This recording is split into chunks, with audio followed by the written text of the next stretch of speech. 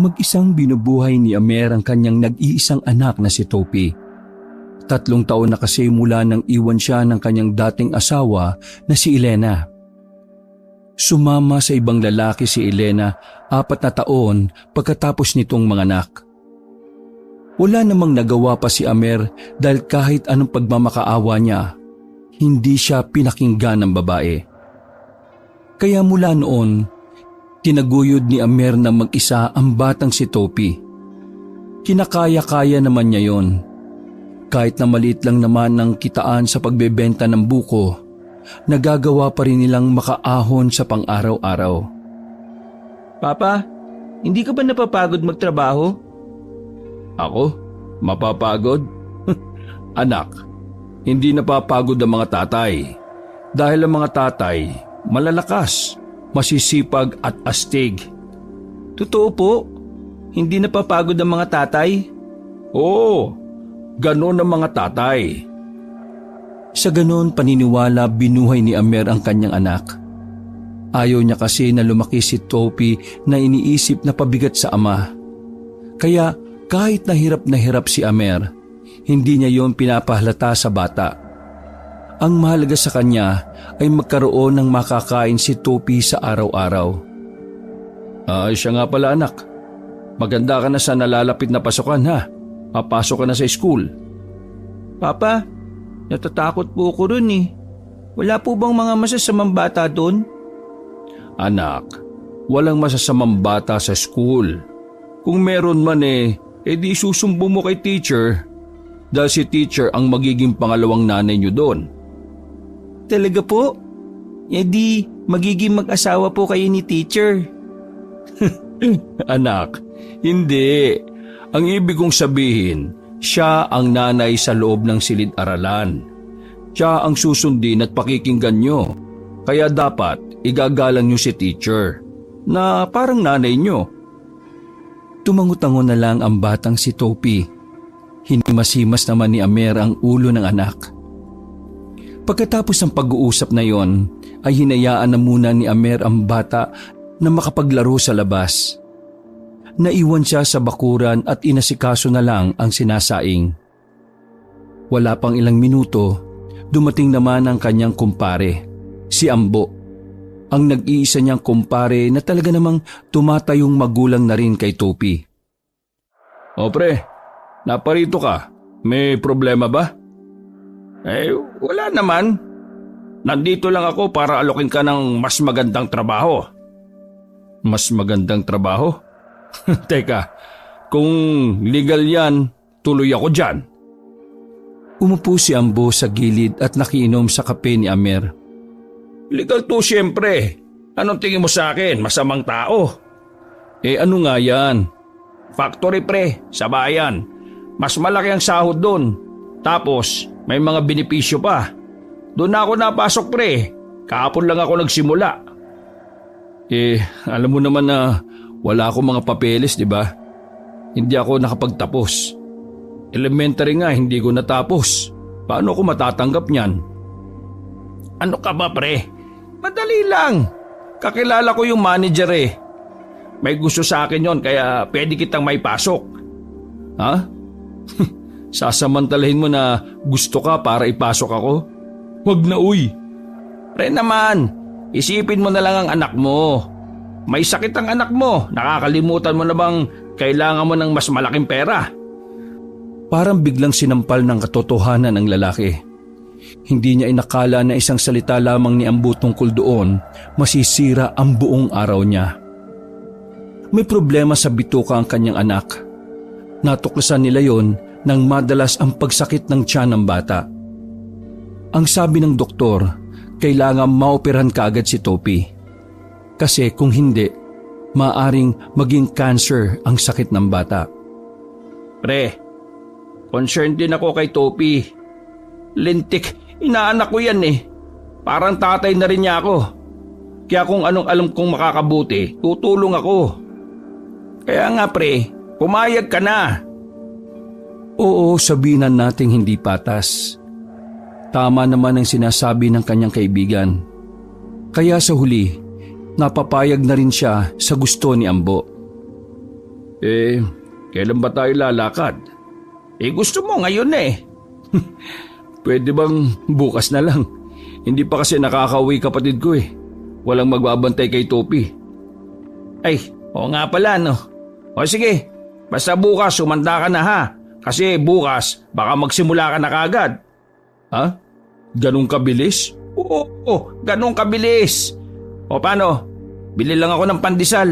Baka masapok na naman ako ni tatay eh. Nagmamadaling lumabas si Ambo. Naiwan na lamang si Amer na nakatulala. Napapaisip siya kung bakit sa dami ng tao sa mundo, ang kanyang anak pa ang dumaranas ng ganong klase ng sakit. Bumuntong hininga na lamang siya. Kahit na ganon ang nangyayari sa kanilang buhay, naniniwala pa rin siya na merong awa ang Diyos para sa kanila. Kinahaponan, dumating na rin ang kanyang kapatid na si Henry. Ito ang kasama niya sa bahay. Ang binata rin ang laging nagbabantay kay Topi sa tuwing umaalis si Amer para magtrabaho. May dalang kung anong prutas ang binata. Napansin ni Amer na mukhang malaki-laki na naman ang kinita ng kanyang kapatid. Dahil yon sa pagbebenta ng mga nahuhuling bayawak sa madaling araw. Kuya, marami akong dalang prutas oh. Pakainin mo si Topi ha. Nasaan na ba yung batang yon? Nandun lang sa labas, naglalaro. Dapat kuya, wag mo na masyadong pinapagod ang batang yun. Baka lalong manakit ang tiyan nun. Henry, mas lalo siya magkakasakit kung raratay lang siya dyan sa higaan. Siya nga pala. Pabantay muna kay Topi bukas ha. Kasi ipapasok ako ni Ambo sa factory. Mas malaki ang kitaan doon. Alam mo na, mas okay na makakapag-ipon ako para maipagamot ko na yang si Topi. Kuya, bakit naman hindi ka nalang magpahinga? Baka mamaya ikaw naman ang magkasakit. Henry, hindi ako pwedeng magpetiks. Kailangan natin ng pera. Gusto kong makaalis si Topi sa sakit na yon. Kada gabi na lang umiiyak siya sa sakit ng tiyan. Ay, oo nga pala kuya. Nakabili pala ako ng pain reliever. Teka, pwede ba yan sa bata? Sabi ng nabilan kong butika, pambata daw to. May kamahalan nga lang pero ayos lang. Ay nako, pasensya ka na ha. Huwag ka mag-alala. Babawi ako sa iyo kapag gumaling na ang pamangkin mo. Naku, hindi na kailangan kuya. Ako pa naman, pamangkin ko yan oh. Hindi naman yan ibang tao sa akin. Tinapik na lamang ni Amer ang kanyang kapatid sa balikat. Laking pasalamat niya dahil responsableng tao talaga ang kapatid niya. Kung wala ito, hindi na alam ni Amer ang gagawin sa buhay niya. Pagsapit ng kinagabihan, ay pinauwi na rin ni Amer ang kanyang anak. Sabay-sabay na nilang pinagsasaluhan ang daing na binili ni Henry sa bayan. Habang kumakain, narinig nila ang malakas na isang matandang boses sa labas. Nagpresenta na si Amer dahil siya rin naman talaga ang kailangan na matanda. Magandang gabi po, Aling Donna. Hindi naman gaanong maliwanag ang ilaw sa tapat ng bakuran. Napansin ni Amer na parabang naglalaway ang matanda. Ikaw Amer, kailan ka ba magbabayad ng utang niyo sa akin? Pasensya na po, Aling Donna. Gipit pa po kasi talaga eh. Problemado pa ako ngayon kung saan ako hahanap ng pampaopera sa anak ko. Pasensya na talaga ha. Amer naman, ilang beses na ba tayong nag-usap tungkol sa bagay na ito? Ang sabi ko sa iyo, bayaran mo na ako kasi kailangan ko rin ng pera. Umubo ng matagal ang matanda. Inakala ni Amer na kung ano na ang nangyari kay Aling Donna. Pati si Henry ay napalapit na rin sa kanila. Iniupo nila ang matanda sa loob ng kanilang bakuran. Aling Donna, ayos lang po ba kayo? Ayos lang ako. Basta magbayad ka na lang kapag may pera ka na. Parang matutumba si Aling Donna nang tumayo na yon. Kita nila na mas maraming laway na ang inilalabas ng matanda Medyo namumulan na rin ang mukha nito. Gusto sana nilang magpahinga muna pero tumanggi si Aling Donna. Oh, ano kaya nangyayari doon? Hindi ko nga rin alam eh. Basta pagkakita ko sa kanya, ganun na siya. Naglalaway, parang nakagat ng aso. Baka nga nakagat siya ng aso. Ay nako, hayaan na natin. Buti nga't hindi na nagbunga nga pa. Tara, kumain na tayo ulit. Nagpatuloy na sila sa pagkain. Pagkatapos ay saka na rin sila naghanda para sa pagtulog. Magkakatabi sila sa higaan na nilatag lang ng abanikong banig. May kanya-kanya naman silang unan pero 1 buwan na nung huling nalabhan. Naunang nakaidlip si Henry at ang batang si Topi. Himala na hindi sinakita ng tiyan si Topi nung mga sandaling yon. Dakong 2:00 ng madaling araw ay ginising pa rin si Amer.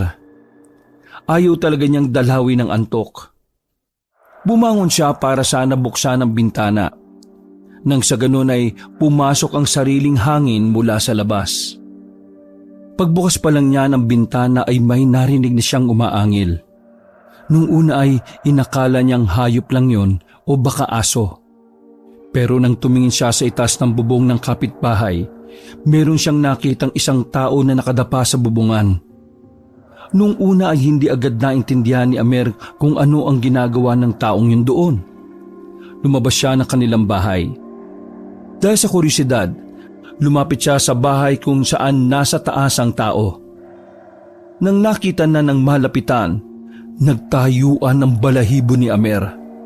Unang pumasok sa kanyang utak ay ang aswang. Isang babae na mahaba ang buhok, nakasuot ng bestida at nang gumapang yun banda sa medyo natatapatan ng pose ng ilaw, nakita niya ang nakakatakot nitong muka. Kahit sinong pintor ay mahihirapang ipinta ang ganong klase ng muka. Mahaba ang dila at namumuti ang mga mata. Parang laylay din ng panga. Aswang to! Nataranta si Amer. Dali-dali siyang tumakbo pabalik ng kanilang bahay. Sinarado niya ang bintana at pintuan. Mga ilang sandali lang ay narinig na niya na may mga naglalakad sa bubungan nila. Mabigat ang paa na parang mabubutas na ang yero. Dinampot niya ang kutsilyo. Habang masarap ang tulog ng dalawa, nagbabantay at nakikinamdam lamang si Amer doon. Lintik kang aswang ka. Saan ka ba galing? Malakas ang tibok ng puso ni Amer sa mga sandaling yon. Pero ilang sandali lang, naramdaman niyang wala na ang aswang sa paligid. Nakahinga naman siya na maluwag. Buong akala naman niya ay magiging kalbaryo na rin ang kanilang buhay. Hindi na nakabalik pa sa tulog si Amer. Naghari na sa kanyang isipan ang nangyari. Naalala niya na buntis nga pala ang babae sa kalapit nilang bahay. Iniisip na lang niya na yun talaga ang pakay ng mga aswang. Walang tulog si Amer hanggang sa sumapit na ang umaga. 6:00 pa lang, rinig na niya agad ang usap-usapan sa kabilang bahay. Naramdaman din pala nila ang pangangaswang. Pero si Amer nanatiling siyang tikom tungkol sa bagay na yon. Ayaw niyang ipaalam kay Henry at Topi ang nangyari dahil bukod sa alam niyang matatakot ang dalawa, baka hindi na rin makatulog ang mga yon sa gabi. Habang nasa bakuran ay dumating na rin si Ambo. Nakabihis na ito habang si Amer naman ay nakapambahay pa rin. Oh, pambira ka naman pre. Ba't di ka pa nakahanda? Napakalmot na lamang sa ulo nang maalala niya na may lakad nga pala sila. Ay, oo nga pala. Pasensya na pre ha. O sige, magbibihis na ako. Nagmamadaling nagbihis ang lalaki. Simpleng polo shirt at pantalong maong lang ang suot niya. Yun lang din naman kasi ang pinakamatino niyang suot. Agad na silang lumakad ni Ambo. Iniwan na muna niya ang anak kay Henry. Habang nasa biyahe ay saka lamang nakaramdam ng antok si Amer. Napansin naman yun ni Ambo. nak ng tupa oh. Pare, inaantok ka na? Natulog ka ba ng maayos kagabi? Napailing si Amer habang nasa likuran sila ng jeep. Silang dalawa lang ang pasahero kaya naisip ni Amer na sabihin na rin kay Ambo ang nangyari. Di ako nakatulog pare, sa totoo lang. May nangyari kasi na Chuck, hindi mo paniniwalaan. Ha? Ano ba yan? Baka naman kalokohan yan. Nakakita ko ng aswang kagabi sa kabilang bahay. Sandaling hindi nagsalita si Ambo. Seryoso lang ang mukha nito na nakatingin sa kanya. Sabi ko na nga ba hindi ka maniniwala eh. Ay, hindi. Ituloy mo. Bakit? Ano ba nangyari? Nakita ko sa bubong ng kalapit naming bahay. Pumunta ako ron. Akala ko kasi tao lang eh. Pero paglapit ko, aswang pala. Hinabol ako at sa bubong naman naming tumambay. Pero buti na lang nawala na rin agad makalipas ng ilang minuto. Ano? Aswang? Alam mo ba pre, sa katunayan, kwentuhan niya kanina doon sa gilid ng bahay niyo. Yun po ba yun? Tumango-tango si Amer. Huwag kang mag-alala, naniniwala naman ako sa aswang pre. Ha? Talaga? Bakit ka naniniwala? May tiyuhin ako dati. Kinintil niya sariling buhay niya. Alam ba kung bakit? Galing siyang kapis. Pagbalik niya sa kanila, naglalaway na siya. Ang sabi niya kina mama natatakam siya sa karne. Gulat silang lahat Sinakmal ba naman yung aso sa gilid? Buti nilang kamo, naawat siya kagad ni mama at ng mga kamag-anak namin. Pinatingin yung tiyo ko na yon sa albularyo. Ang sabi ng albularyo, naayanggaw daw si tiyo. Nang hindi na magamot ayun, dinedge ni tiyo yung sarili niya. Ano? Nayanggaw? Ano naman yun? Hindi ko alam kung tama yung pagkakaalala ko sa kwento ni mama. Pero base sa kanya, ang yanggaw daw, ginagawa ng mga aswang kapag nagpaparami sila. Kunwari, may ilalagay sila sa pagkain mo o kaya sa inuman. Kapag tinikman mo yon, magiging aswang ka raw. Ganun na pagkakaalala ko Dahil sa mga sinabi ni Ambo, napagtanto ni Amer ang isang bagay. Unang pumasok sa kanyang utak ang matandang si Donna. Naglalaway rin kasi ang matanda at ang suot ng aswang na nakita niya, napagtanto niya na kapareho ng kay Aling Donna. Nakaramdam ng kaba ang lalaki habang tinatahak niya ang daan. Oy pre, ayos ka lang ba? Gusto mo bukas na lang tayo tumuloy Hindi, ngayon na. Handa na ako. Sigurado ka? Tumango na lamang si Amer. Nakarating sila sa factory. Agad na pinakilala ni Ambo si Amer sa manager ng babae. Maganda at sexy ang babae. Kaya hindi maintindihan ni Amer kung papaanong magkakagusto yon sa kanyang kaibigan. Counting interview lang ang naganap. Natanggap na rin si Amer. Yun na rin ang unang araw ng trabaho niya. At dahil bago pa lang, si Ambo ang kanyang magiging tagaturo. Mabilis namang natuto si Amer. Nakabisado niya lahat ng gagawin sa mga makina. Pagdating kinahapunan, pinabayaan na siya ni Ambo. Hindi naman sobrang hirap ng trabaho. Mas magaan ngayon kumpara sa pagbebenta ng buko. Pagsapit ng 6:00 ay nag-uwian na rin sila. Hintayin mo ako sa labas pre Kausapin ko lang yung manager natin. May extra service. Nakakaloko pa ang ngiting ipinakita ni Ambo. Napapailing na nga lang din si Amer dahil doon.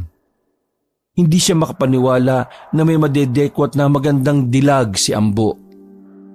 Ang nakakagulat pa, manager pa nila. Habang naghihintay sa gilid ng kalsada, may 2 lalaki ang narinig niyang nag-uusap. O pre, totoo nga raw, may kumakalat na aswang tapos nangyayanggaw daw sila. Ganun ba talaga sila magparami? Parang nakakatakot na tuloy kumain at tuminom Napaisip si Amer noong mga sandaling yon. Nagtataka siya kung bakit sa tinagal-tagal niya sa probinsya nila, sa puntong yun pa nagkakaroon ng mga issue tungkol sa mga aswang. Maya-maya ay nakabalik na rin si Ambo. Malapad ang ngiti ng lalaki. Anip na pag-uusap yun ah. Halos kalahating oras. At saka, usap lang ba talaga? Bakit may lipstick ang leeg mo? Mali pa ang pagkakabutonis mo oh. Usap lang yun pre, with lambing. Hanip ka talaga. Sobrang hanip.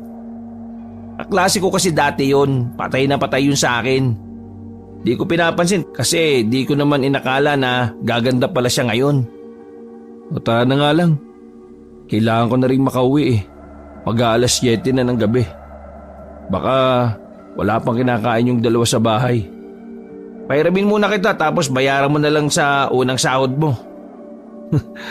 Nako, maraming salamat pre. Pumara na rin ng jeep ang dalawa. Mabilis lang ang biyahe dahil hindi uso ang traffic sa kanila sa probinsya. Pagdating nila sa kanilang lugar, naabutan nilang walang katao-tao sa bahay. Naiwan pa ang isang tsinelas ni Henry sa labas ng pintuan. Hindi rin maisara ng maayos ang pinto at nagkagulo ang ilang gamit ni Topi sa loob. Gagi, anong nangyari dito? Kinakabahan na si Amer noong mga sandaling yon. Paglabas nila, nakaabang na si Aling Donya. Seryoso ang mukhang nakatingin sa kanila. Amer, alam ko kung nasaan sila. Napatitig si Amer. Himala kasi na hindi paniningil ang bungad sa kanya na matanda. Itinakbo ng kapatid mo ang anak mo. Narinig ko kanina sumasakit daw ang tiyan. Nanlaki ang mata ni Amer nang marinig ang sinabing yun na matanda. Wala na siyang sinayang na sandali. Tumakbo siya papunta sa kalsada at saka sumakay ulit ng jeep patungong ospital. Sumama naman sa kanya si Ambo. Pagdating nila roon ay hinanap agad nila ang silid ng batang si Topi. Naabutan nila si Henry na nasa labas, nakaupo at magulo ang buhok. Namamaga ang mga mata niya. Henry, anong nangyari kay Topi? Bigla na naman sumakit ang tiyan niya kuya Hindi na kinaya ng gamot. Napasabunot na lamang ng buhok ang lalaki. Hindi siya mapakali sa sobrang pag-aalala. Sabi kasi ng doktor sa kanila, kailangan na talagang maoperahan ng bata. Dahil kung hindi, hahantong sa mas malala ang problema nila. Pre, kalma lang. Kailangan mong kumalma para makapag-isip tayo ng paraan. Ilang sandali lang ay lumabas na rin ang doktor. Pinaliwanag sa kanila ang mga pwedeng mangyari sa oras na hindi maoperahan si Topi. Binigay din sa kanila ang ilang gamot na kailangan nilang bilhin. Nanakitang ulo ni Amer dahil wala naman siyang perang pambili. Meron siyang naipon pero kakaunti lang yon. Hindi pa makakabili ng isang gamot dahil napakamahal ng gamot na ibinigay sa kanila. Naiyak na lamang si Amer.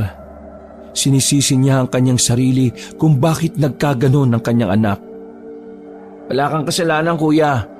Mabuti kang ama. Lahat ginagawa mo. Ang mabuting gawin natin ngayon ay ipagdasal natin si Topi. Na sana maging maayos lang siya.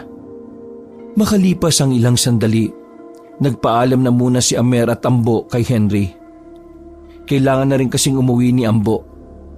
Habang si Amer naman ay gagawa ng paraan kung saan kukuha ng pera. Bagsak ang balikat ng lalaki pagpasok niya ng kanilang bahay. Tulala niyang tiningnan ng sahig. Para bang lumulutang ang kanyang utak sa ulap. Maya-maya pa, napaangat siya ng tingin nang makita ang matandang babae sa kanilang pintuan. Si Aling Donna na hindi yun naglalaway. Mukhang maayos na rin ang kalagayan ng matanda base sa ngiti nito. Aling Donna, wala pa pong akong may bibigay sa inyo. Wala pa po akong may babayad. Hindi naman ako nandito para maningil. Nandito ako para tulungan ka. Napatingin si Amer sa maluwag na bulsa ng damit ni Aling Donna. Lumuluwa kasi roon ang pera na mukhang galing sa ibang sinisingil na matanda. Nakakaisip na siya ng hindi maganda, pero pinipigilan lang niya ang kanyang sarili. Di ba nasa ospital ang anak mo? Aling Donna, marami na rin akong utang sa inyo eh. Hindi naman kita papautangin eh. May alam akong paraan para makaligtas ang anak mo. Sa tiyak na kamatayan. Nakaramdam ng kaunting inis si Amer noong mga sandaling yon. Tiningnan niya ang mukha ng matanda. Nakangiti lang yun sa kanya. Isang ngiti na hindi niya nakikita nung naniningil ito sa kanya. Hindi niya maintindihan kung bakit parang masaya si Aling Donna. Nawiwirduhan na siya sa matanda, kaya nagtanong na si Amer. Aling Donna, ano bang nangyayari sa inyo? Amer, kaya ko mapahaba ang buhay ng anak mo. May kilala ko, Amer. May kilala kong may kakayahan na mabigyan ng isa pang buhay ang mga taong malapit ng mamatay. Hindi pa mamamatay si Topi. Hinay-hinay ka naman sa sinasabi mo. Amer, alam nating pareho na delikado ang lagay ng anak mo. At kapag hindi siya maoperahan, mamamatay siya. Bakit? May pampaopera ka ba? Wala naman, di ba? Kaya kung ako sa iyo, ipagkatiwala mo siya sa akin. Tulad ko, magkakaroon siya ng bagong buhay. Ano bang sinasabi mo? May ideya na si Amer, pero mas gusto niyang marinig yon mula sa matanda. Bagya pang lumapit ang matanda sa kanya. Tumingin yon ng nakakaloko. Yanggaw. Sa hindi malamang dahilan, agad na nagtindigan ng mga balahibo ni Amer. Tama ang kanyang hinala. Si Aling Donna ay produkto din ng Yanggaw. Sa madaling salita, si Aling Donna ay isa ring aswang. Huwag kang maingay kasi bawal itong ipagsabi-sabi ng tumulong sa akin. Pero Amer, sa ganitong paraan, siguradong magiging maganda ang buhay ng anak mo. Hindi na siya mahihirapan. Hindi na mahihirapan? Tapos ano? Tumayo si Amer at lumapit ng kaunti. Tapos magiging aswang si Topi? Katulad mo? Nanlaki ang mata na matanda. Nagulat ito sa sinabi ni Amer. Akala mo ba hindi ko alam na ikaw ang aswang na nandyan sa bubong ng kabilang bahay? Alam kong aswang ka na, Aling Donna! Nagsimulang maging aligaga ang matanda. Parang galit na galit itong nagsalita. Wag mong ipagkakalat ang alam mo. Dahil mangyayaring hindi maganda kapag ginawa mo yon. Wag mo akong takutin. Dahil hindi ako natatakot sa mga aswang. Sa oras na matapos ang problema namin kay Topi, ipapaalam ko sa lahat na hindi ka na normal na tao. Wag mong subukan. Hindi mo alam kung ano ang kaya kong gawin, Amer. Nagmamadaling lumabas ng bahay ang matandang si Donna. Mabibigat pa ang bawat takbang na parang nagdadabog.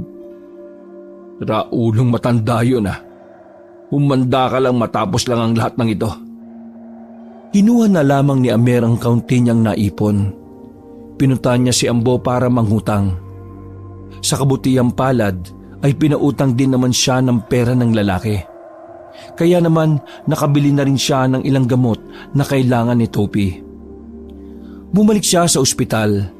Inabutan niyang nakatulog na si Henry sa labas ng silid. Nakaramdam siya ng awa dahil alam niyang hindi pa naghahapunan ng kapatid. Nakatulog na pala ako. Oh, kumusta naman daw si Topi sa loob? Pansamantalang napatigil ang pananakit ng tiyan niya. Pero kuya, ang laki agad ng bill natin dito. Ang mahalaga ang kapakanan ni Topi. Kahit maganda lubog-lubog ako sa utang, ayos lang. Pasensya ka na kuya. Wala rin akong maibibigay eh. Kung tinapos ko sana yung pag-aaral ko, di sana nakakatulong ako. Wala kang kasalanan. Nakikita ko naman kung gaano mo kamahal ang pamangkin mo eh. Ayos lang yun. May awa rin ng Diyos. Sa ngayon umuwi ka na muna sa bahay. Pagpahinga ka. Ako na muna ang magbabantay kay Topi. paano ang trabaho mo? Balikan mo na lang ako dito bukas ng umaga. Papasok pa rin ako. Umalis na ang binata at tinapik pa siya nito sa balikat. Napangiti na lamang si Amer. Nasa labas lang ng silid si Amer sa mga sumunod na oras. Hindi siya basta-basta makapasok sa loob. Kaya naman masugid lang siyang naghihintay. Nakatulog na lang din si Amer sa sobrang antok. Paggising niya ay 1:00 na ng madaling araw. Wala nang katao-tao sa pasilyo ng ospital. Dumukot siya ng barya sa bulsa nang makaramdam siya ng gutom. Lumabas siya para maghanap ng mabibilhan kahit chicharon lamang. May nakita siyang naglalako. Agad siyang lumapit sa lalaki na palagay niya nasa edad 45 to 50 na ang edad. Manong, magkano po kropek? Nag-angat ng tingin ang matanda sa kanya at saka inabot agad ang kropek. Ibibigay na sana ni Amer ang bayad na magsalita ang manong. Tama ang sinabi ni Donna. Yun lang ang paraan para bigyan ng isa pang buhay ang tao. Ha? Kilala niyo si Aling Donna? Napatras ng bagya si Amer at nakaramdam ng kaunting kaba. Nakangiti sa kanya ang manong. Ngiting hindi alam ni Amer kung bakit kakaiba ang dulot sa sistema niya. Wala namang mawawala kung susubukan mo. Maliligtas mo na ang anak mo, magiging malusog pa ang katawan niya. Manahimik ka! Hindi kita kilala! Iho, tandaan mo, sa mundong ito, bata ang pag-asa ng bayan. Sila ang henerasyon na dapat na pinangangalagaan natin. Hahayaan mo lang ba na mamatay ang anak mo nang dahil sa isang sakit lang? Sakit na kaya namang lunasan ng yanggaw. Aswang ka rin ba? Sabihin mo! Oo, aswang ako. At gusto kong dumaming muli ang lahi namin. Huwag ka mag-alala, hindi naman kami nananakit. Basta wag lang kaming uunahan. Ang gusto lang talaga namin, dumami kami. Kaya ikaw, iho, ipaubaya mo na kay Donna ang anak mo. Pangako, isa pang salita mo, sasapakin ko niyang pagmumukha mo!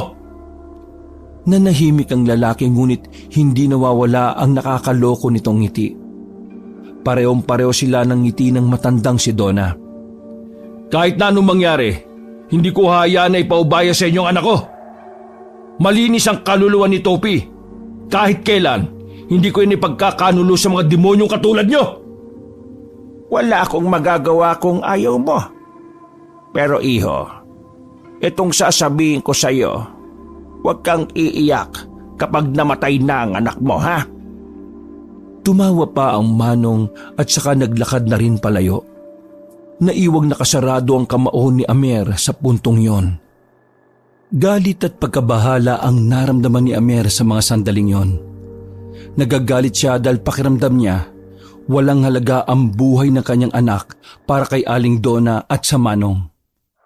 Nababahala siya dahil pakiramdam niya anumang oras ay may mangyayaring hindi niya inaasahan. Binalikan na lamang niya ang kanyang anak. Sa pagkakataong yon ay napakiusapan niya ang doktor na makita ang anak. Pinapasok siya sa loob. Dinatnan niya ang batang si Topi na mahimbing na nagpapahinga. Baka sa mukha ng bata ang hirap na pinagdaraanan nito. Hinaplos ni Amer ang pisngi ng anak. Hindi niya maiwasang hindi malungkot. Awang-awa siya kay Topi. Dahil sa murang edad pa lamang nito, ay dinadanas na nito ang matinding sakit. Saglit lang ang oras ng pagbisita niya roon. Lumabas na rin siya gaya ng sabi ng doktor. Pagsapit ng umaga, dumating na rin si Henry. Nakipagpalitan na yon sa pagbabantay. Si Amer naman ay nagpalit na lang ng suot. Wala na itong ligo-ligo. Ayos ka lang ba, kuya? Mukhang wala ka pang tulog ah. Nakatulog naman ako kahit kaunti. Kaya huwag ka mag-alala. Sigurado ka? Oo, ayos lang naman ako. Siya nga pala kuya. Kagabi pala, parang may umaaligid sa bahay. Ha? Anong umaaligid? Ewan, parang may nagmamasid. Parang may naglalakad, pabalik-balik sa bakuran natin. Nararamdaman ko eh. Nagigising kasi ako, parang kada isang oras. Tapos, ganun ang naririnig ko. Nagpunta ba si Aling Donna dun ng mag-isa lang? Hindi. Pero napansin ko nung umuwi ako, dumaan siya sa tapat natin. Kahit na anong mangyari, wag na wag mong kakausapin ha. Naintindihan mo ba ako? Kahit ano namang gawin niya wala naman tayong ibabayad eh. Sana nga. O sige na, papasok na ako. Balitaan mo na lang ako mamaya kung ano nang lagay ni Topi ha. Maghanap na din ako ng mautangan para maoperahan na rin niya si Topi. Sige kuya, ako nang bahala rito. Ingat ka ha. Pumasok si Amer sa trabaho. Sayang kasi ang isang araw na kikitain kung liliban siya. Hindi siya pwedeng magpapetiks lalo na't kailangan na kailangan nila ng pera. Naging abala si Amer sa factory. Kahit na mabigat ang kanyang kalooban, ay hindi siya nagpatalo roon. Ginawa niyang lahat para maging mabuti sa trabaho. Mabilis na lumipas ang mga oras. Uwian na naman nila. Hinihintay na naman niya ang kaibigang si Ambo. Oh, ang tagal mo naman. May ginawa na naman siguro kayo ni Ma'am Ella, no?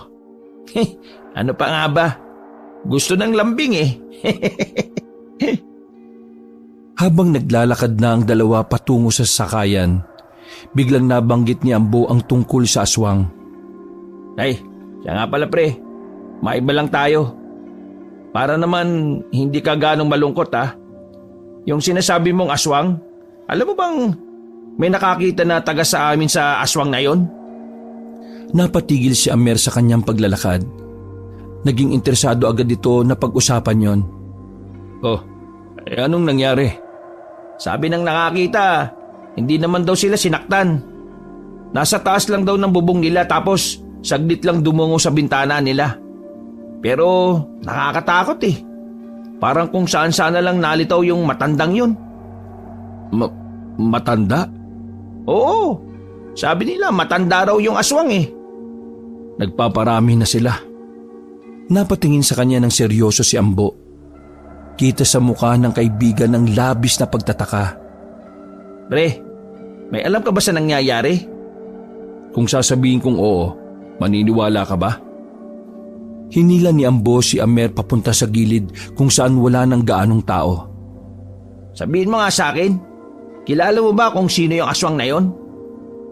Tumingin-tingin pa si Amer sa gilid bago nagsalita. Pre, hindi ko alam kung makukumbinsi kita. Pero si Aling Donna, yung aswang na kinukwento ko sa iyo noong una pa. Ha? Si Aling Donna? Yan ba yung pinagkakautangan mo? Oo, siya nga pare. Teka. Paano naman magiging aswang yun? May lahi bang aswang yun? O wag mong sabihing... Yanggaw. Yanggaw? Di ba alam mo naman yung Yanggaw? Ganun ang nangyari kay Aling Donna. Kung hindi ko pa nakwento sa iyo, may sakit yang si Aling Donna dati. Ang sabi malala na. Kaya nga laging nangungulit sa mga may utang sa kanya eh.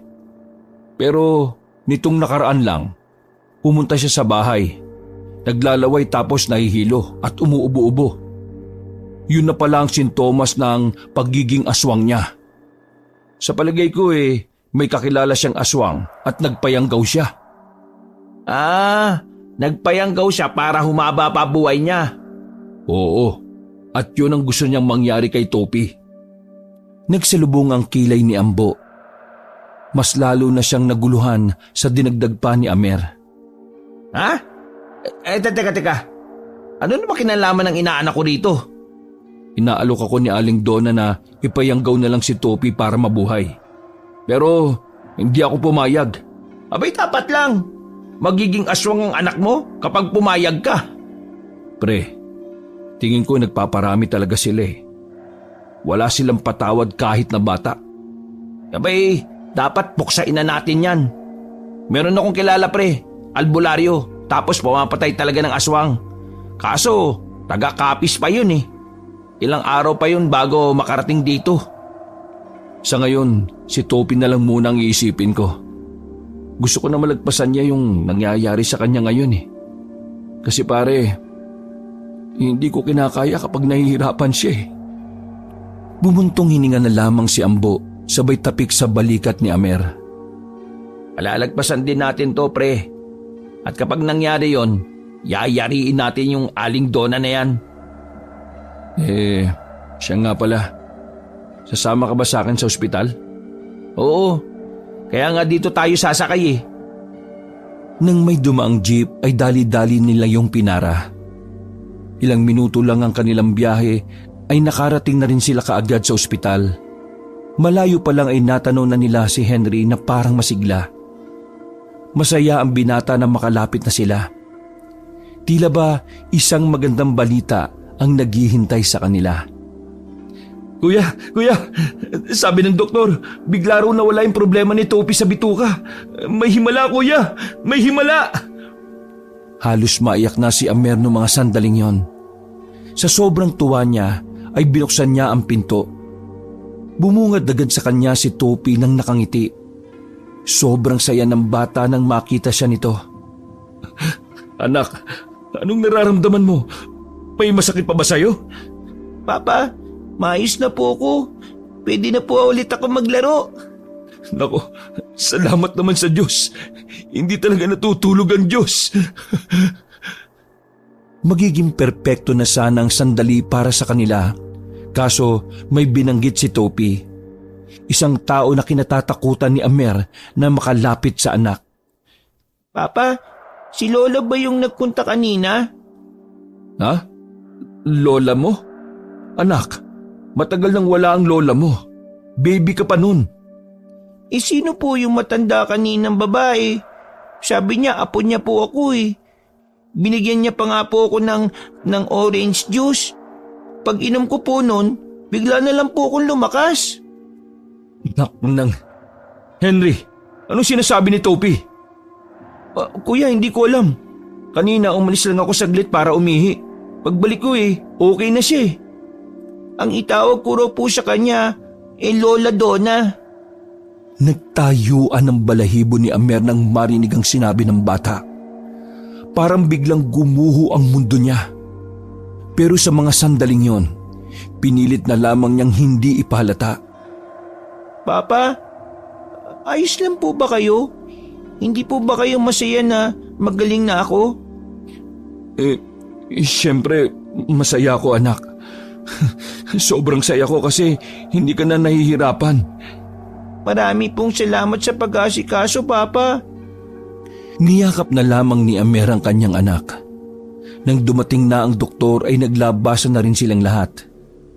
Napaupo na lamang si Amer sa gilid. Sobrang dismayado ang muka. Balisa at parang nalugi sa negosyo.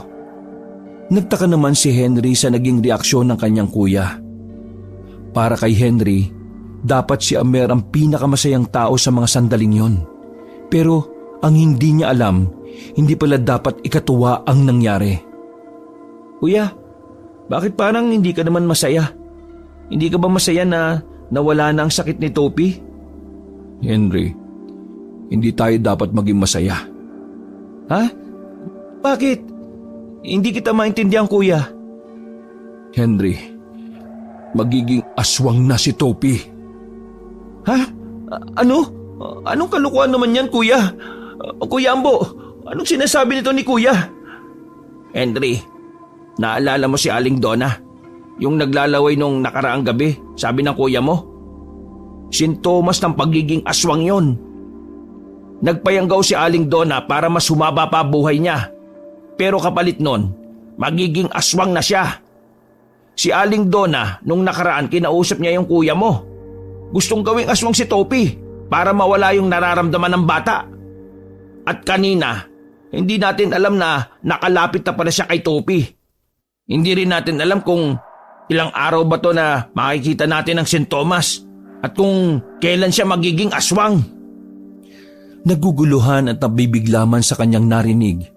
Napaupo na lang din si Henry sa sahig. Kailangan natin maagapan ito. Paring Ambo, pwede bang tawagan mo mamaya yung kilala mong albularyo mula sa Kapis? Kailangan natin mapagamot si Topi para mawala yung yanggaw sa kanya. O sige, walang problema pre. Mamaya pag uwi ko, kakausapin ko kagad si Papa para mapapunta agad dito yung albularyo. Kasalanan ko ito, kuya. Kung binantayan ko lang sana si Topi, hindi sana makakapasok yun dito sa kwarto eh. Henry, wala nang saysay kung magsisisihan pa tayo. Ang kailangan nating gawin ngayon ay umisip ng paraan. Kinaya natin ng ibang pagsubok. Sigurado ako na kakayanin din natin ito. Naiuwi nila ang batang si Topi. Masigla na ulit ang bata. Nakakapanibago na wala na yung iniindang sakit ng tiyan. Papa, gusto ko pong kumain ng manok. Hinawakan ni Amer ang kanyang anak habang nasa bakuran na sila. Sige anak, bibilang kita ng manok mamayang umaga ha. Sa ngayon kailangan mo munang magpahinga kasi anong oras na rin eh. Hindi po ba kayo matutulog? Matutulog din kami. May pag-uusapan na kaming tatlo. Tumango lang ang bata at pumasok na rin sa kanilang bahay. Isang malalim na paghinga na lamang ang nagawa ni Amer. Nababahala ang lalaki para sa mga pwedeng mangyari. Ang iniisip na lang ni Amer ay kakayanin din nilang lagpasan yon. Ano pare? Puntahan ko na ba si Aling Donat? Sapakin ko sa leeg? Wag na muna. Wag tayo padalos-dalos. Hindi natin alam kung ano ang kaya niyang gawin eh. At hindi rin natin alam kung ilan ba ang aswang dito sa atin. Uy, Henry, kanina ka pa walang imik ah. Wala ka namang kasalanan, Henry. Sadyang salisigang lang talaga yung matandang yon. Sige na, Henry. Sama mo na si Topi magpahinga. Walang imik na rin si Henry nang pumasok yon sa loob. Naiwan si Amer at Tambu sa bakuran. Hindi na muna ako papasok bukas. Sasamahan kitang mag-asikaso ng problemang ito. Ay, nako. Pasensya na pre ah. Pati trabaho mo naabala eh. Hindi. Ayos lang naman. Tsaka, di naman ako matatanggal dun eh. Nakakalimutan mo yatang syota ako yung manager natin dun, di ba? Pre, gaano ba kataas ang tsansa na mabalik sa dati ang isang taong nayanggaw? Base sa mga naririnig ko dati, depende sa tagal kung ilang oras o araw nang hindi naagapan. Kapag isang araw pa lang, pagpapakita ng mga sintomas. Kapag nakalagpas na ng mga pagpapakita ng sintomas at hindi pa rin nagagamot, maliit na ang tsansa na maalis yung yanggaw sa katawan ng tao. Kaya ang mas maganda nating gawin talaga, habang bago pa lang maagapan na. Napatungo na lamang si Amer. Hindi rin niya inaakala na hahantong ang lahat sa ganon. Nalulungkot siya para sa kanyang anak. Pangarap pa naman ng bata na maging doktor. Pero ang pangarap na yon ay maglalaho sa oras na hindi magawa ng paraan ang nalalapit na pagiging aswang. Mabilis na lumipas sa mga oras. Inabot na ng umaga ang pagbabantay ni Amer sa kanyang anak. Wala siyang maayos na tulog. Kahit na paminsan-minsan ay parang matutumba na siya dahil sa antok. Wala na siyang pakialam. Ang malaga sa kanya ay mabantayan ng anak. At ang posibilidad na bigla na lang yun maging aswang. Henry, bumili ka muna ng almusal natin. Kunin mo yung 30 pesos sa bag ko. Mukhang hindi ka na naman nakatulog, kuya. Wag mo na akong intindihin. Sige na, bumili ka na. Umalis na rin si Henry. Naiwang pinagmamasdan ni Amer ang anak na mahimbing na natutulog. Habang nakatingin siya kay Topi, nakita niya ang maliit na ugat na umuumbok sa bandang leeg ng bata. Napalapit agad siya at sinuri ito. Doon na rin niya naalaman na pinagpapawisan na malamig si Topi. Nagising ang batang si Topi. Pagdilat ng mga mata nito ay bahagya na yung namumula. Nagtutulo-tulo na rin ang laway ng bata. Anak, naririnig mo ba ako?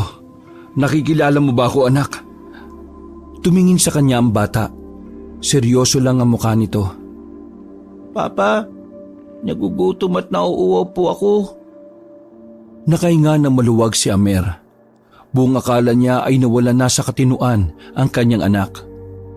Anak, bumili na ang Tito Henry ng makakain ha. Hintayin na lang natin.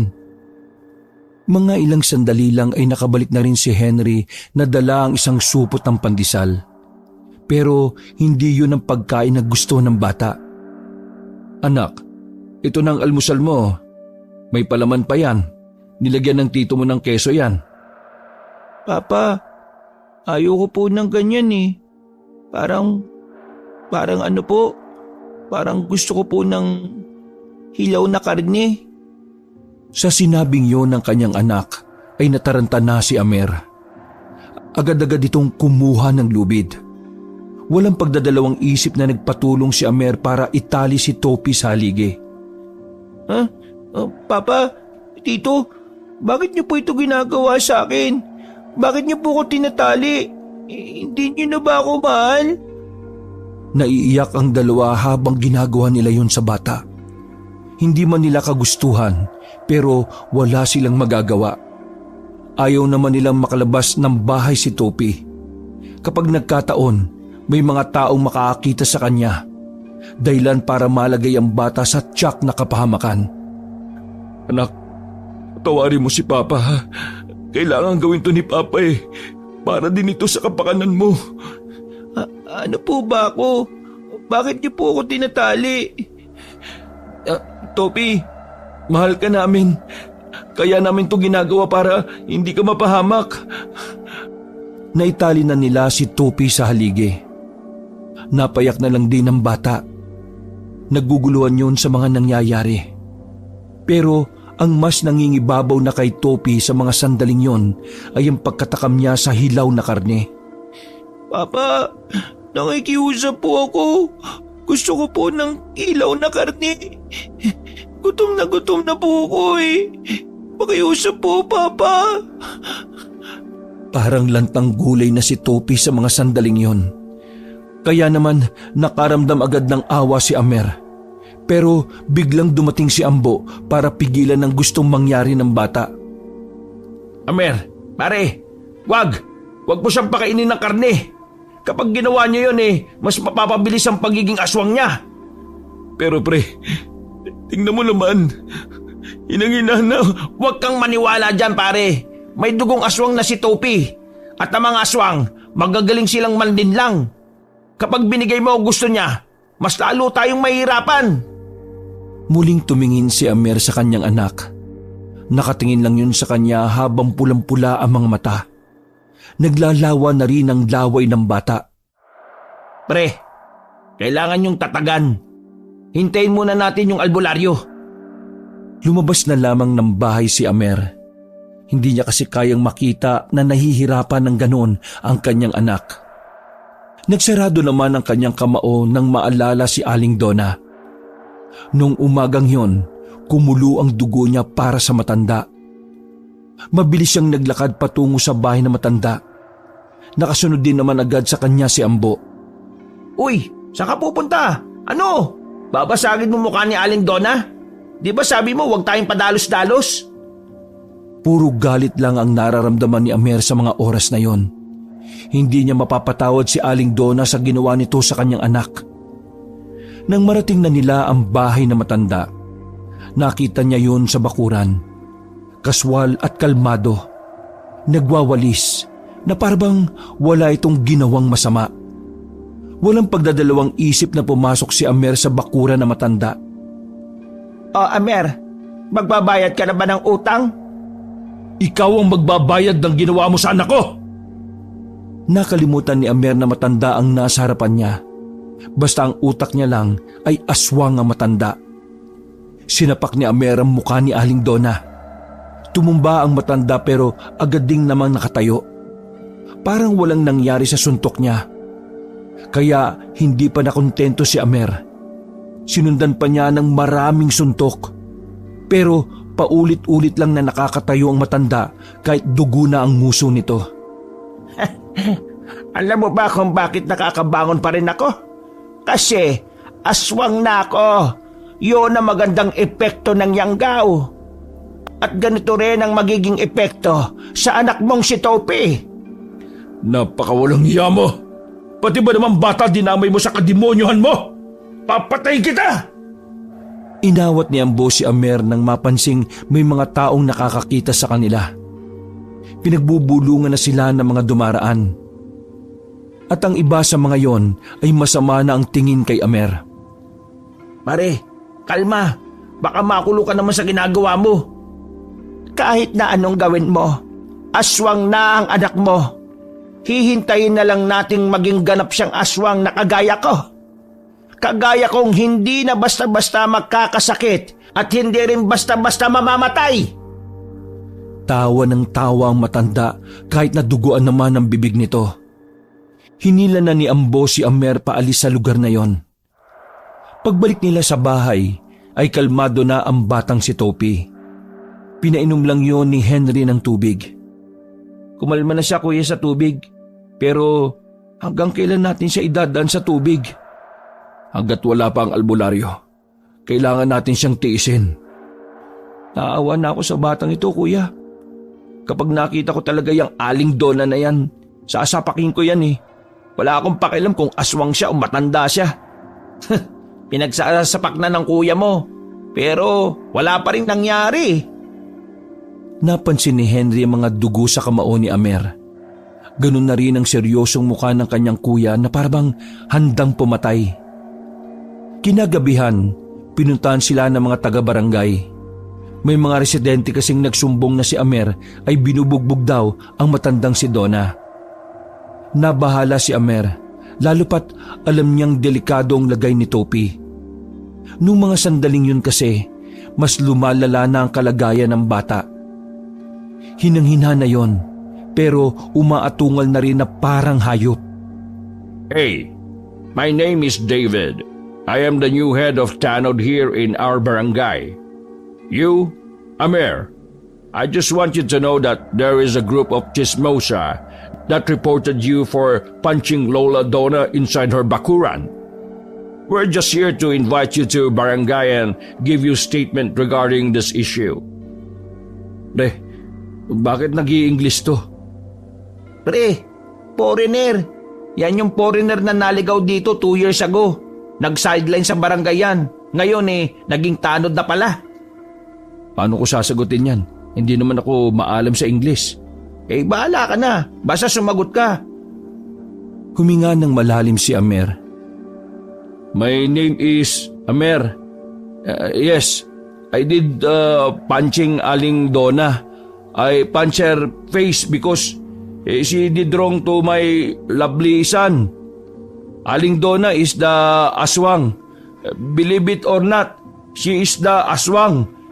She yanggaw people to make the aswang multiply. Natigilan si Amer sa pagsasalita nang marinig nilang lahat ang kakaibang angil sa loob ng bahay. Lahat din ng tanod ay napatingin. Doon kinabahan si Amer. Batid niyang sa oras na makita ng mga tanod ang kanyang anak, mas lalong magiging komplikado ang lahat. Hey, what is that? Don't mind the sound. That sound is utot. Because brother of Amer is sleeping now eh. Walang ya. Bakit ba ako magpapakihirap mag-English? Ikaw ang mag-Tagalog, ikaw ang hindi taga rito eh. Sumenyas ang foreigner na tanod para silipin sa bintana kung ano ang nasa loob. Pero pinigilan yon ni Amer. Magkakaproblema tayo kapag tinuloy mo yan, Brad. Alam nyo, trespassing na ang ginagawa nyo eh. Pumasok kayo sa bakuran namin ng walang paintulot. Di nyo ba naisip yon? Okay. Let's forget the sound inside. Just come with us. You need to formally give your statement. If you don't, we will call the police and I will let them do the thing. Sige na, sasama ako sa isang kondisyon. What condition? Nakakaintindi naman pala to ng Tagalog eh. Mamanmanan niyo rin si Aling Donna. Doon niyo malalaman ang tunay na dahilan kung bakit ko siya binugbog. Tumango lang ang tanod na si David. Lalabas na sana sila ng bakuran nang bigla na namang umangil ang batang si Topi. Napatigil ang mga tanod at nagkakatinginan. Nang nasa aktong lalapit ang mga yon sa loob ng bahay, tinulak ni Amer at Ambo ang mga tanod. Dali-dali silang pumasok sa loob ng bahay. Inabutan nila si Henry na kakaalis lang ng tali sa bata. Si Topi naman ay hinang-hina, pero naglalabas pa rin yun ng angil. Parang asong walang kain pero gustong mangagat. Henry, bilis, mauna ka na. Doon sa tambayan natin, bilis, dali mo si Topi. Pilit na hinaharangan ng dalawa ang pinto. Kuya, mag-ingat kayo ah. Lagyan mo ng busal si Topi, baka bigla kang kagatin. Sinunod ni Henry ang lahat ng habilin ni Amer. Dali-daling umalis ang dalawa at dumaan sa malaking bintana sa likod ng bahay. Sige na pre, sumunod ka na sa kanila. Ako nang bahala rito. Sigurado ka ba? Mapapama ka. Bilis na, dami yung pagdaldal. Buisit na yan. Wala na silang nagawa nang mabuksan na ng mga tanod ang pintuan. Galit na galit si David sa kanila at pinagpapapalupa sila ng manipis na kawayan. Nahuli ang dalawa. Dinala sila sa barangay. Pero dahil si Amer lang ang may dapat linawin, siya lang ang dinala sa loob. Nagbigay ng salaysay si Amer, pero siyempre, hindi naman yung pinaniwalaan ng kapitan. Ipapasa na sana si Amer sa mga pulis, buti na lang talaga ay may isang residente ang nagsumbong sa barangay. Si Aling Donna raw may kinain na kambing sa ibang bakuran.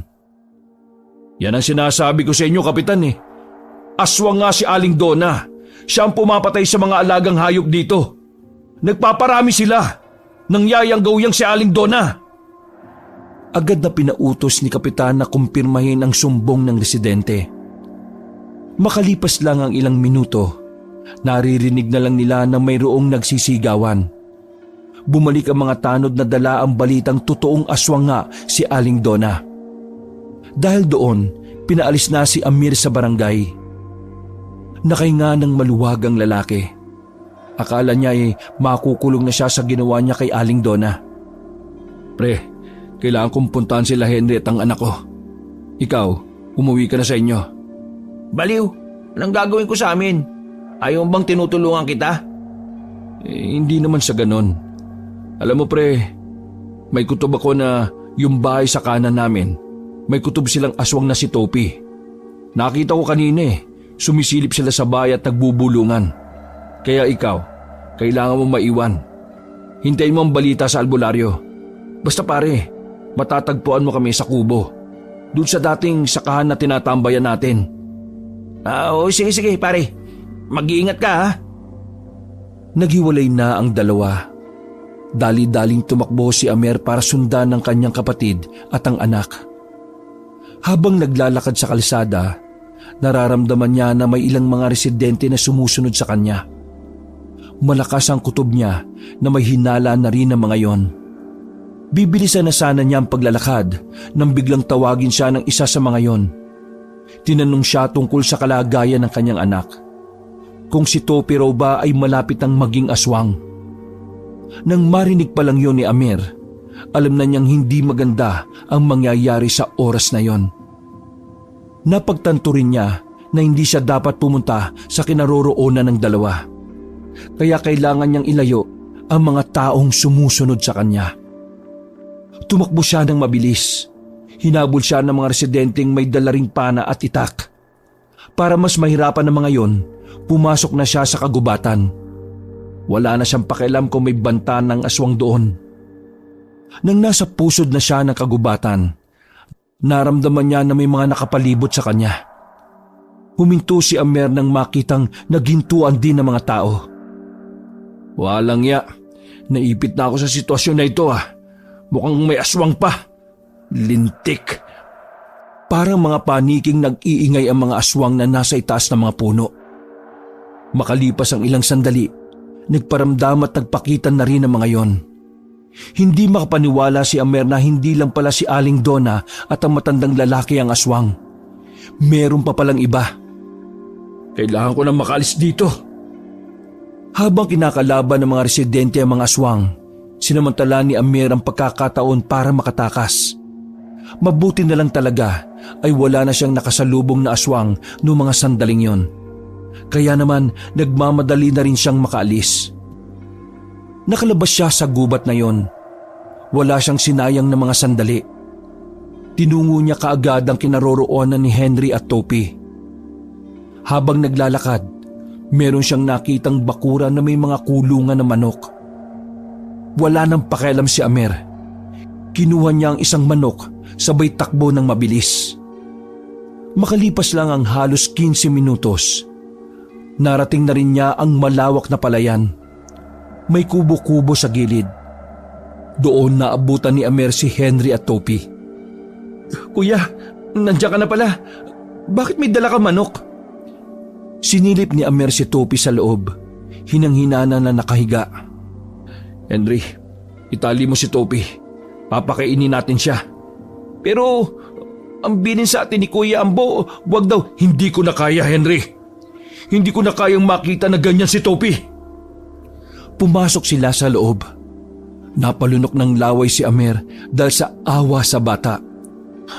Papa, pakakainin niyo na po ba ako? Pangako po, hindi na po ako magiging makulit. Itatali ka lang muna ni tiyo mo, ha? Tapos, pakakainin na kita. Pero kuya, maiintindihan mo rin ako kapag naging magulang ka na balang araw, Henry. Nang matapos ng itali ni Henry ang bata, binigay na rin nila ang buhay na manok kay Topi. Tumalikod sila sa bata. Mga ilang sandali lang, narinig na lang nilang umiiyak na ang manok. Sinikmura na lamang na magkapatid ang bawat tunog ng buto ng manok.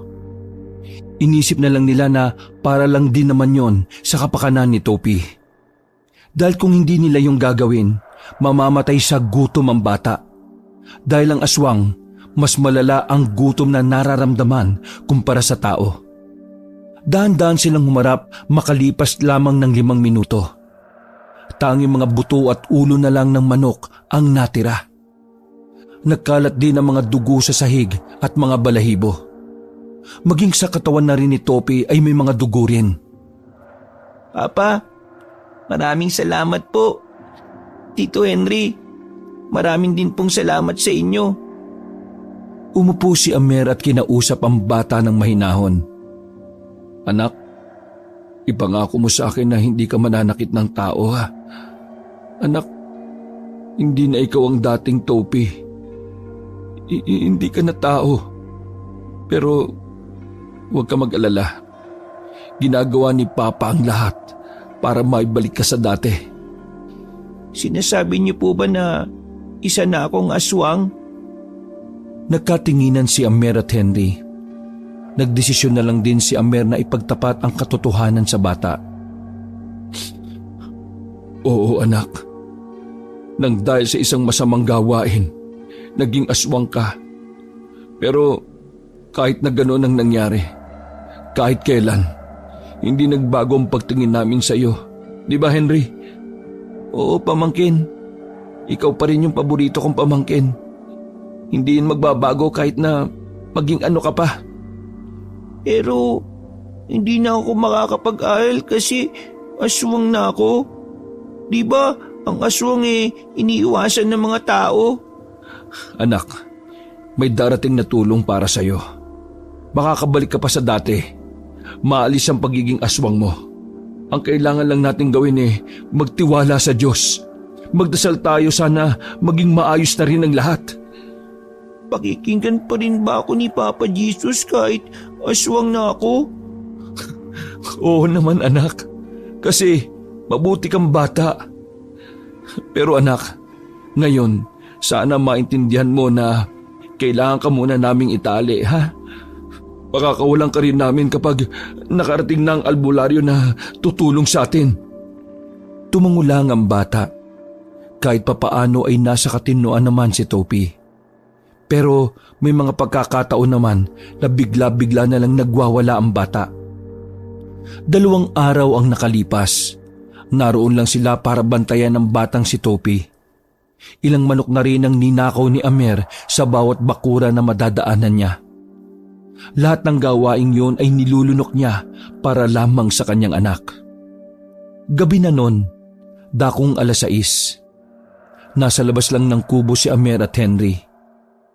Hintay sila ng hintay kay Ambo, pero wala pa rin balita. Kahit anino man lang nun ay hindi nila nasilayan. Kuya, 2 araw na tayo dito. Darating pa ba si Kuya Ambo at yung albularyo? Hindi ko nga rin alam eh. Pero sana dumating na sila. Hindi ko na alam kung anong gagawin natin eh. Yung ibang napapadaan, naghihinala na kung sino tayo. Hindi magtatagal, malalaman nilang may tinatago tayo sa kubo na ito. Ay naku naman, nasaan na ba kasi si Kuya Ambo? Pagsapit ng 8:00 ng gabi, kung kailan tulog na ang mga tao sa malapit na baryo, palihim na namang nag-iikot si Amer. Naghahanap na naman siya ng hayop na pwedeng ipakain sa kanyang anak. Sa kabutihang palad, may nakita siyang ligaw na manok. Agad niya yung dinakma. Kumaripas ng takbo si Amer. Tuwang-tuwa ang lalaki dahil di hamak na mas malaki ang manok na yon. Anak, may pagkain ka na. Inabot agad ni Amer ang manok at agad din namang nilapa yon ni Topi. Sa 2 araw na nila na naroon, nasanay na lang silang pinapanood ang pagkain ng bata. Kayo po, hindi po ba kayo kakain? Kumain na kami ng prutas, anak.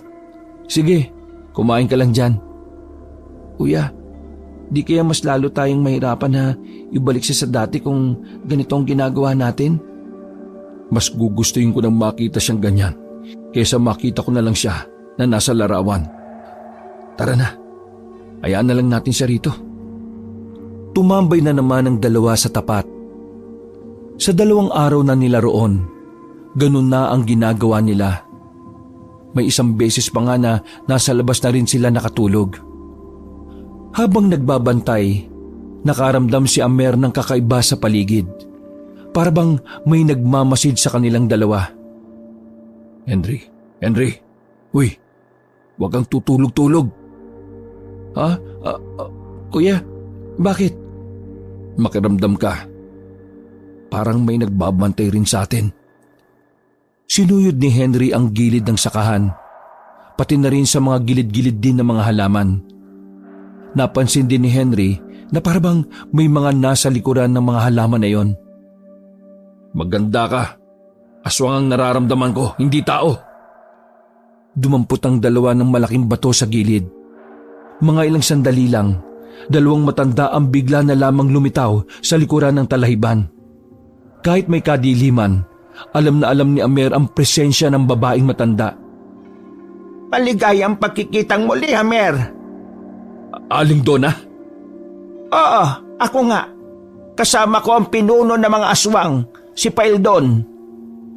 Magandang gabi sa inyong 2. Kalmado at mababa lang ang tinig ng matandang lalaki. Pero ramdam pa rin ni Amer ang kabigatan sa kanyang kalooban. Anong kailangan nyo? Di ba nagtagumpay na kayo? Aswang na nga ang anak ko. Pwede ba tigilan nyo na kami? Lalo ka na, Aling Donna. Hindi pa kami nagtatagumpay. Masasabi lang namin na nagtagumpay kami kapag naisama na namin ang anak mo sa pamilya namin. Isasama nyo ang anak ko? Sira ba ulo mo? Tingin mo papayag ako? Iho, kami na ang bagong pamilya ng batang yon. Mas magiging maganda at payapa ang buhay niya kung ibibigay mo siya sa amin. Kumpara naman sa'yo, palagi lang magiging kalbaryo ang buhay niya dahil sa mga taong ignorante. Magiging payapa? Ano ko, tanga na maniniwala sa sinasabi mo? Walang payapang buhay sa inyo mga aswang. Hindi mo makukuha ang anak ko. Kaya mabuti pa, magtinda ka na lang ng chicharon sa tapat ng ospital. Amer, iho, alam mo, may mga pagkakataon na dapat alam natin kung paano magpakumbaba. Alam mo kung bakit? Kasi minsan, ang pagiging matigas ang ulo, yun ang magpapahamak sa'yo. Narinig ni Amer ang bigla ang paghaba ng mga kuko ng 2 matanda. Hindi man nila makita ang mukha ng dalawa, alam nilang nagbago na ang anyo ng mga yon. Kung hindi mo isusuko sa amin ang bata, mapipilitan kaming gumamit ng dahas. Kuya, anong gagawin natin? Hindi tayo magpapatinag sa dalawang to. Ano ngayon kung mga aswang kayo? Wala akong pakialam. Hindi ko ibibigay sa inyo ang anak ko. Henry, pumasok ka sa loob. Harangan mo si Toby. Dali-daling tumakbo si Henry, habang si Amer naman ang natira sa labas. Bato lamang ang nagsisilbi niyang armas. Masyadong matigas talaga ang bungo mong tao ka! Lumusob si Aling Donna kay Amer. Kinalmot nito si Amer at naisalag naman ng lalaki ang braso nito. Sirit agad ang dugo ni Amer, pero kahit na mahapde, buong pagsisikap na pumalag si Amer. Binato niya si Aling Donna. Tinamaan ng ginang sa muka. Nakaramdam niyo ng pagkahilo ng dumugo ang muka nito. Pero ganoon pa man, mabilis na nakarecover matandang babaeng aswang. Kinagalit mo talaga akong hampas lupa ka! Pinagkakakalmot ni Aling Donna ang lalaking si Amer. Duguan na ang mga braso ni Amer sa kakasalag niya. Unti-unti na ring napapaluhod si Amer. Pero ganun pa man, humaharang pa rin siya sa pinto ng kubo. Hindi siya papayag na makapasok doon ang dalawang aswang na yon. Akala nyo, makakapasok kayo dyan. Hindi! Napadapa na si Amer sa lupa, pero hinawakan niya sa paa si Aling Donna. Punyemas, tutuluyan na kita! Nasa aktong gigilitan na sana siya ng leeg gamit ang mahahabang kuko, nang bigla na lang may tumaga kay Aling Donna. Nanggaling yun sa gilid ng kubo. Pagkataga, tanggal agad ang kaluwang kamay ng aswang. Sinundan ng pagtarak ng espada sa katawan ni Aling Donna. Nagulat naman si Paildon sa nangyari. Pagtingin din ni Amer, nakita niya ang isang matanda rin na uugod-ugod na, pero base sa pagkakahagupit noon ng espada ay hindi yung basta-basta. Napatingin din si Amer sa kanan. Nakita niyang nakatayo roon si Ambo. Pasensya ka na pre, medyo natagalan. Pero huwag kang mag-alala, nandito na si Mang Warang. Marami siyang pangalan basta yan ngayon ang pangalan niya. Ikaw ba ang leader ng aswang? Takot na takot ang aswang na si Paildon. Lalo na nang makita nito kung papaanong mabilis na napatay niya si Aling Donna. Ang lakas ng loob mong magmarami ng lahi. Palibhasa, hindi kayo gumagamit ng ari pag nagpaparami. Galit na umangil ang aswang na si Paildon. Buong tapang itong lumusob kay Mang Warang. Sinubukan ni Paildon na patamaan ng kalmot ang albularyo.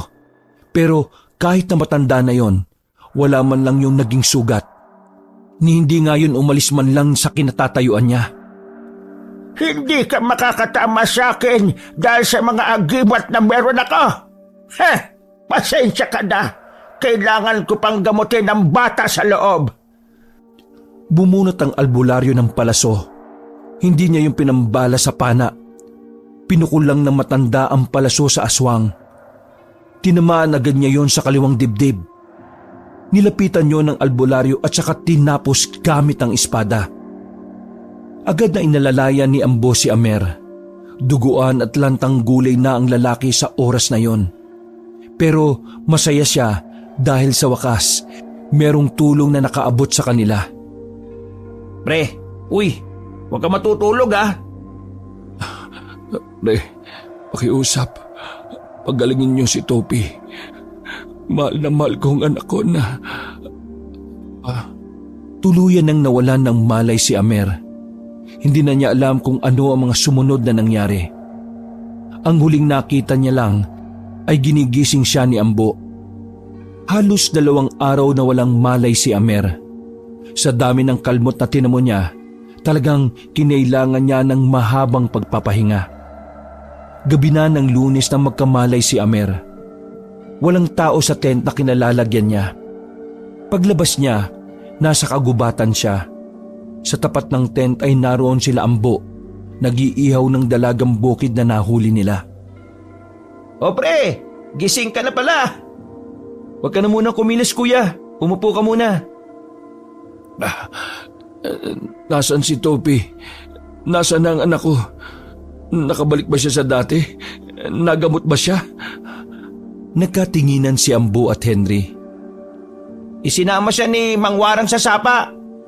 Kailangang ilublob si Topi para sa isang ritual eh. Para daw yun hindi kailanman malapitan ng aswang si Topi. Nakahinga ng maluwag si Amer. Naiyak na lamang siya sa sobrang tuwa. Buong akala niya ay hindi na darating ang puntong yon. Makalipas lang ng halos kalahating oras, nakabalik na rin si Topi at Mang Warang. Sa sobrang tuwa ng bata, kahit basang-basa pa ang katawan at kahit maraming sugat ang ama nito, agad itong yumakap kay Amer. Papa, hindi na raw ako aswang, sabi ni Lolo Warang. Tao na raw ako, Papa. Nako, maraming salamat naman. Maraming salamat po sa inyo, Mang Warang. Hindi ko alam kung paano ko susuklian ang ginawa niyong kabutihan na ito. Maraming salamat po talaga. Hindi mo ko kailangan suklian dahil ang isang ama na handang gawin ng lahat para sa anak ay isang ama na may tuturing na bayani. Marapat lamang na ang mga katulad mo ay bibiyayaan ng mga ganitong tulong. Alagaan mo ang anak mo at ang sarili mo. Marami pa kayong pagsasamahan. Diyos ko, naiiyak naman ako sa inyo. Tara na nga, kumain na lang tayo. Oo, gutom na rin ako eh. Niyakap ni Amer ng maigpit ang kanyang anak. Hindi niya nararamdaman ang mga sugat sa katawan. Dahil ng mga sandaling yon, mas nangingibabaw ang pagmamahal para sa anak. Na kahit kailan, hindi matutumbasan ng kahit na ano pang mga bagay sa mundo. Wakas.